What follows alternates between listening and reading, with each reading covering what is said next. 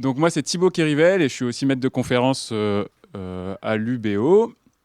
Alors, les questions que je me pose, j'en ai mis 3 principales qui m'animent depuis que je fais de la recherche, donc depuis 2015. C'est comment les équipes fonctionnent. Donc c'est vraiment l'idée de comprendre comment les équipes arrivent à faire de la performance en tant qu'équipe. Comment former les équipes, c'est-à-dire quel contenu on va pouvoir transmettre à des équipes pour réussir à les former, donc du point de vue des formateurs.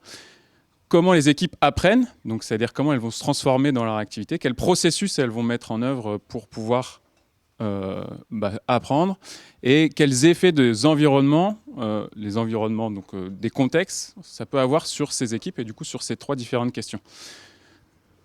Les objets d'études sur lesquels je travaille, c'est le partage en situation. Donc le partage en situation, c'est l'idée que dans une situation donnée, on va partager soit des connaissances, par exemple, d'accord, soit on va partager des informations, des choses qu'on a vues dans la situation. Ce n'est pas les mêmes que ce que Titouan a vu, mais est-ce que je lui donne le même sens? Bah oui, on va peut-être partager du coup quelque chose en commun. Est-ce que ce que je partage avec Marie, Titouan le partage aussi, donc hop, peut-être qu'on va créer là un collectif sans le savoir forcément. Donc ça, c'est le partage dans la situation, c'est ça qui m'intéresse. Le développement de l'intelligence collective, donc c'est au fur et à mesure du temps comment l'intelligence collective va se développer. L'idée qui est sous-jacente à ça, c'est que plus on va partager des choses dans une situation, plus on va être intelligent collectivement. Et donc c'est ce développement de l'intelligence, donc la formation à l'intelligence collective, et les processus d'apprentissage collectif qui vont soutenir ce partage en situation. Les méthodes que j'utilise, c'est du qualitatif, du longitudinal et multiniveau. Donc multiniveau, pourquoi? Parce que quand on s'intéresse à l'équipe, on va aussi des fois regarder l'individu. Donc c'est un autre niveau. Quand on est au niveau d'une équipe, on regarde des fois dans quelle institution elle est. D'accord? Et donc là, on voit bien qu'on prend de la hauteur au niveau macro. Et donc là, on doit discuter entre un contenu de formation, quel effet ça a sur une équipe, et là, comment agit l'équipe, quel effet ça a sur un individu, et est-ce que l'équipe a pris en compte ce que l'individu avait ressenti. Donc on remonte d'un niveau. Donc vous voyez bien qu'on navigue entre différents niveaux d'activité.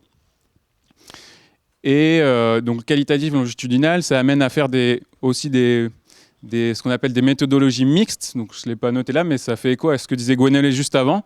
Des méthodologies mixtes où on va essayer de mêler du qualitatif et du quantitatif. Donc ça aussi, c'est des choses qui sont envisageables dans la recherche. Donc on pourra peut-être en discuter au fur et à mesure du temps.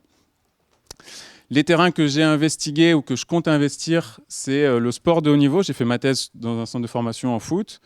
Le développement informatique, donc ça c'est le travail que je co-encadre avec Magali sur une communauté en ligne. La restauration, donc dans des équipes de cuisine qui ressemblent beaucoup au sport de haut niveau. Et dans la marine marchande, plus récemment, là, avec des câbliers à Orange Marine. Donc un des exemples, c'est analyse et développement d'une équipe de football professionnelle en formation et analyse et développement d'une communauté de production ouverte et distribuée. Donc ça, c'est le deuxième travail dont je vous ai parlé et qu'on encadre avec Magali.